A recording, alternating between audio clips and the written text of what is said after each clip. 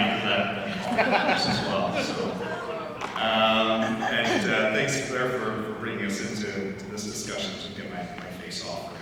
And also greetings from the east coast of Canada. I'm the one that actually has the Canadian accent, so not Claire.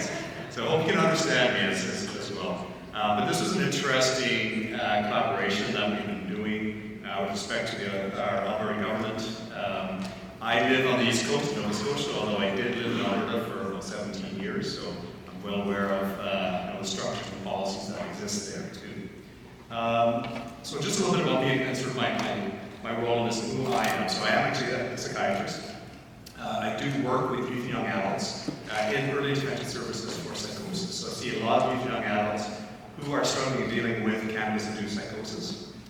I also have an academic chair position, so I'm a researcher, and my primary research aim is in comorbid substance use and primarily in cannabis.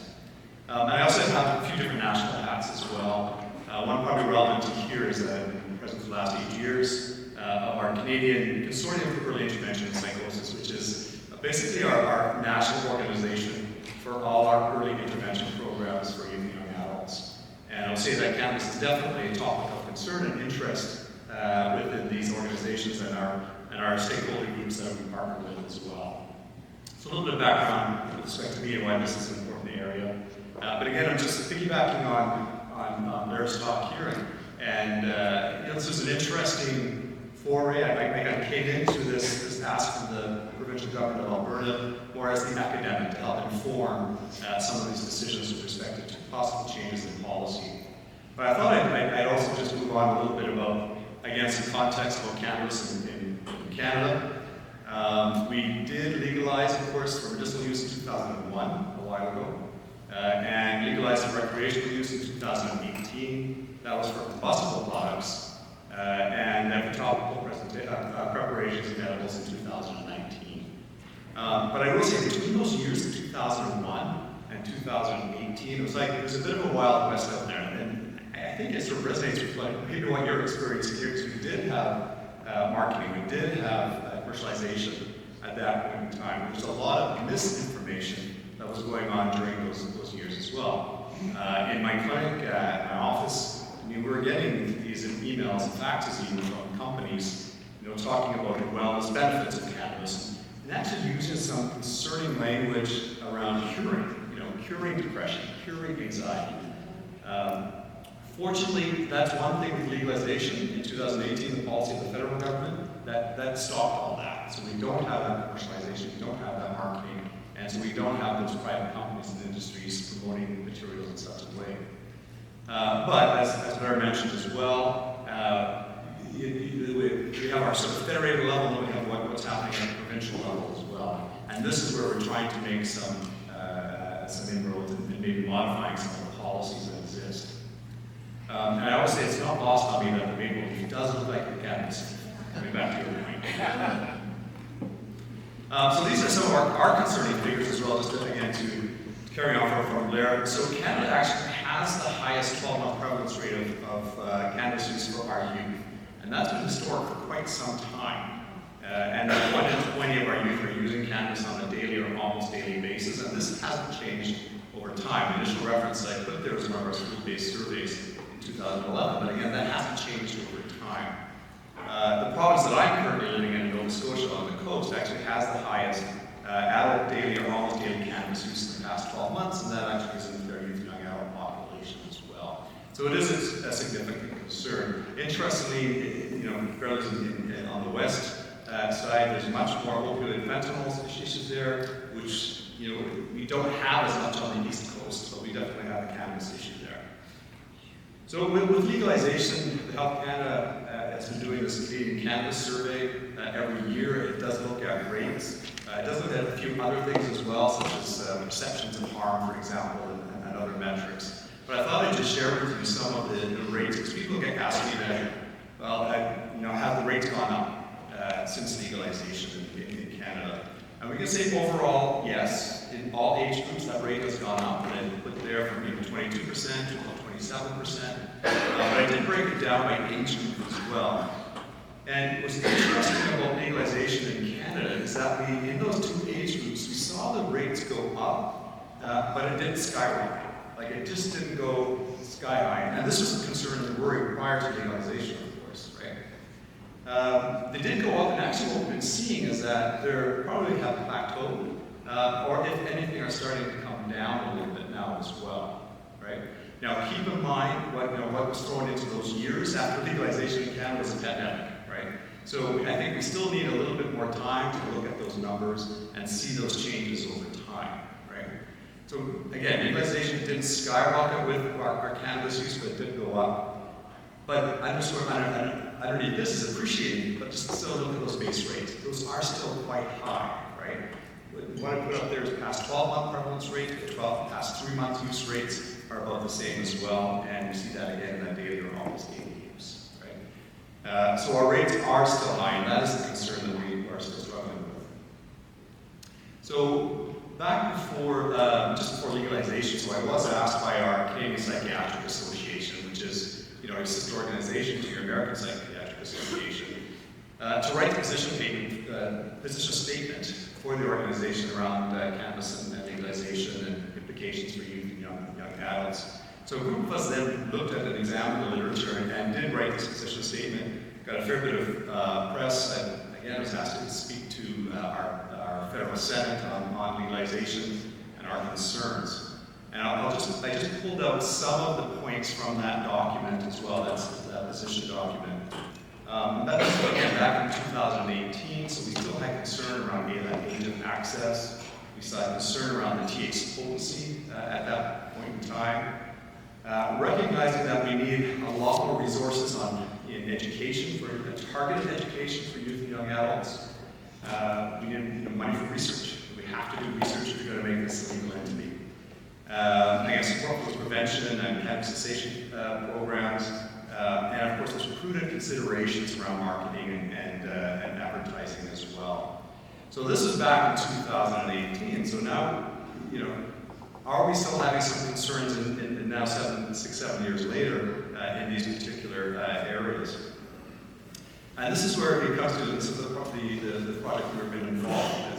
As I say, we've had these policies in place, federal provincial policies since 2018. The Cannabis Act in Canada did have a mandated legislative review after 3 to 4 years. That process was actually a fairly intensive process.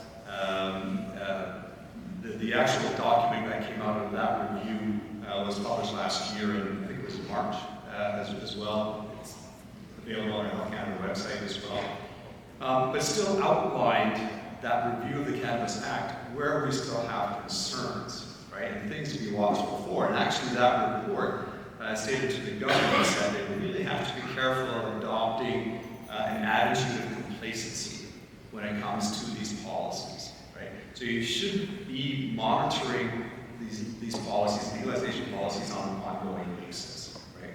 So we were asked by the Alberta government to help them out with this particular process. And I came in as a cannabis researcher, the boring academic, come and tell them what to do, right? So tell them, let's see if they do it or not. But we had a few areas of focus, and none of this information will be new necessarily for you. We were on a bit of a timeline with this project, so there's many other areas we'd like to explore, but we did explore 4 areas around potency of product, brain effects, emergency room considerations, and educational performance, but focused on that youth and young adult population. So really, for me as an academic, my contribution to this was, okay, what is the literature in these particular areas, and how could that be used to inform policy review? So I'll just go through each of those, but again, it's not going to be anything that's really, I don't think, earth-shattering or new to you, but it is most recent work. And so how we approached this was with scoping reviews. We didn't really have a significant amount of time to do the good systematic reviews and meta-analysis, but scoping reviews allows us to have a very structured way to look at the scientific literature in an unbiased way, okay? So that's how we approached each of those topics. And this is the first one around, what's the effect of potency of product? And we've seen that potency go up, as you we all know, we talked about here as well, we've seen that in Canada, and I have data even from our province on market share data of the potencies that products that we have. We've seen that increase over the years. So this is around potency and mental health on youth and young adults. Again, focusing though just on that 14 to 25-year-old age group. And for this, we actually, looking at the literature, had to define what would be high potency. We did take a bit of a conservative approach. It is similar to what our counterparts in the UK and Europe have been doing as well. We said, high potency is anything above 15% or more. But we also know that there's significantly higher potency products than that. But we had to draw a line somewhere. Interesting in this process, it's kind of a structured way of assessing the literature. There was actually about 60 studies that have focused on potency in this youth and young adult population, that 14 to 25-year-old age group. So again, this is not anything new. So we know that high potency product does have a number of significant negative outcomes, right? It has an effect, from the perspective of mental health, has an effect on psychosis development, increasing the rate of psychosis development as well. So when somebody develops a psychotic disorder, the severity of symptoms is really quite significant. But it also has a role in anxiety, it has a role in depression, and it's linked to cannabis dependence as well, more significant cannabis dependence issues.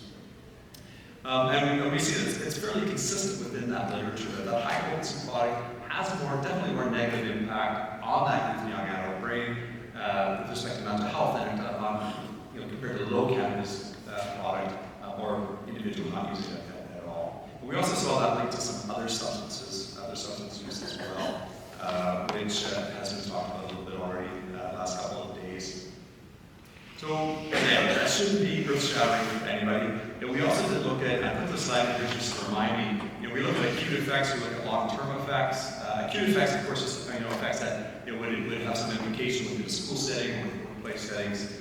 The long-term effects are what we're obviously considered to look at. But I did want to mention about sex differences because we also then have to consider the different groups of individuals and their cannabis use, right? And sex differences is part of some of the research that I've been involved with for a number of years now. And I think it's important for us, especially within that young adult youth brain, because how those brains develop is different between the sexes, between males and females, right? So it's an important consideration. We know that males will use more, they tend to use more high potency product, but actually what we're seeing is that those females who are using are actually having more trouble with it. They're the ones that are having more issues with respect to developmental psychosis, developmental anxiety, depression as well. So we have to understand that a little bit better. We don't have a ton of research on it, but that's an important consideration. Plus, then we also have to look at, of course, other subgroups and how things are affected. So that's kind of the brain structure and function. Again, that 14 to 25-year-old age group. So we're kind of interested, okay, if we go into the brain imaging literature, what do we see? Interestingly, we have just over 100 studies that have looked at this effects of cannabis in a young adult brain. So that's actually a fairly significant amount of literature, right? So it's not, and I think there's a part of informing policy here. You shouldn't be informing it based on one study. It has to be a body of work. And I think 100 studies is a pretty good body of work, right?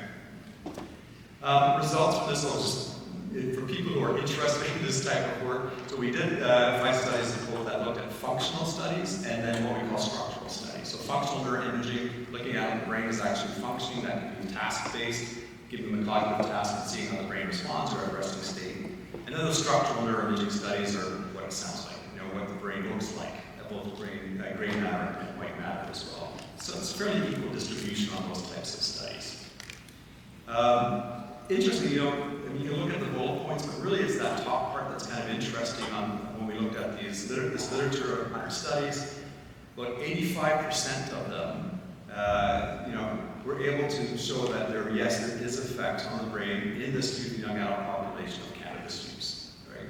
Which is significant. To me now, okay, that's a body of work that shows, okay, there is effects there, right? What I'm also interested in is what happens. Is that long-standing? We don't have the research on that. In other words, and I have had individuals and youth that I've seen who actually stop their cannabis use and they're able to get back, they don't have any psychotic symptoms, they're on medications, and they're getting back functioning at the life that they want to lead. But what is it about those individuals, and can that, how do we interpret who's able to do that? And we just don't have the data yet to say, okay, if you do stop, are you able to reverse some of these brain changes? Right? There are some studies out there, but they tend to be a little bit shorter durations, and we don't have enough of them yet. But I think that's a significant area of research that we need to find moving forward. The other one, educational achievement. Again, looking at this particular age group, not as many studies. There's only 16 that actually met the criteria for this.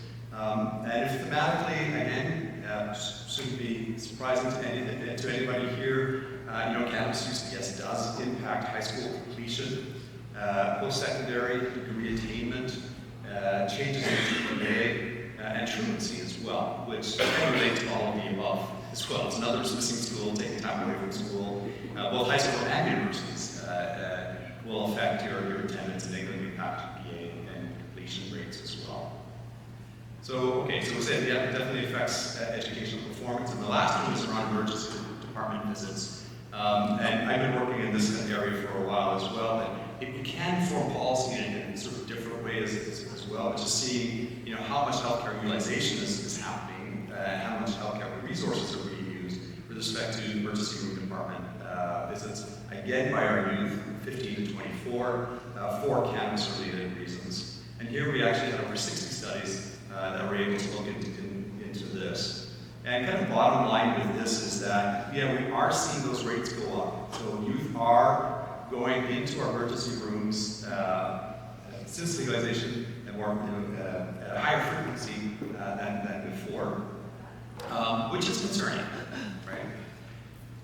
And the other part is that there's a number of symptoms. If you look at the sort of circles there on this particular slide, it's the types of studies that have been focused on. Most of it has been around mental health, but we've also seen those presentations around physical presentations as well, including some agitation and assaults, as well as accidents that are cannabis related to.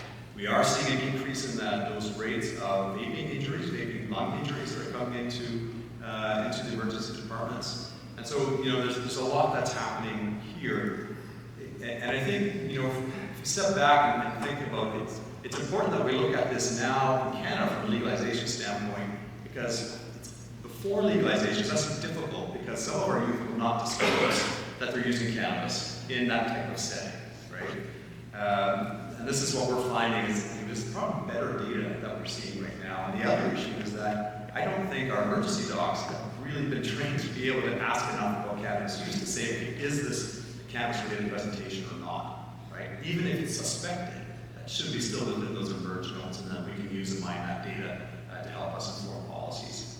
And the other thing I look at for myself and as a psychiatrist and clinician is that this is actually a potential for intervention, right? Very short, brief interventions that can happen in emerge. If you're presenting as a 16-year-old to emerge with cannabis-related presentation, how can we help with this? Are there some brief interventions that we can put into that kind of a context to, again, help inform, and help reduce that potential for revisits to PD and decrease that cannabis use? So those were the kind of the four areas to help with the provincial government. We've given them all this particular information, and we've made the recommendations. Of course, it's up to government and it's up to the policy makers to say, okay, what are we going to do with this, right? But I still think it's a good marriage of policy and academic as well to inform that policy changes. As Blair mentioned, we have legalization, right? We have the review of our federal Cannabis Act, and we are supposed to be reviewing all this literature to inform and update these policies. I think personally where I think we've somewhat failed within our policies, one big area for me, what I see is around potency of product, because we currently do not have any restrictions, right? I think that's a huge area, but I know that's getting a lot of attention as well in our Canadian system too, and how we may be better able to address that potency of product. But we're still dealing with other things such as age of access, and of course regular use and age of regular use. So that's on the policy level, but as well from that education level. when the cannabis became legalized, actually the federal government gave a lot of money towards production of a lot of knowledge translation products, education targeted to youth and young adults. I think it was great. Unfortunately, we haven't seen that maintained.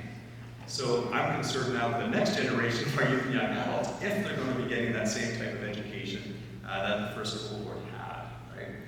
And as well, there was initially a lot of research in this area, a lot of money put towards research by the government, and we're not necessarily sure that that's going to actually happen, like cannabis-targeted research dollars, if that's going to happen in the future as well. So, yes, we're up there, we have legalization, great experiment to some degree, if you think of it that way. We've done some good things, I think, to lead that process, but there's a lot of things that we still need to modify. And again, just not be complacent about this process. So I think with that, I'll leave it there. Thank you.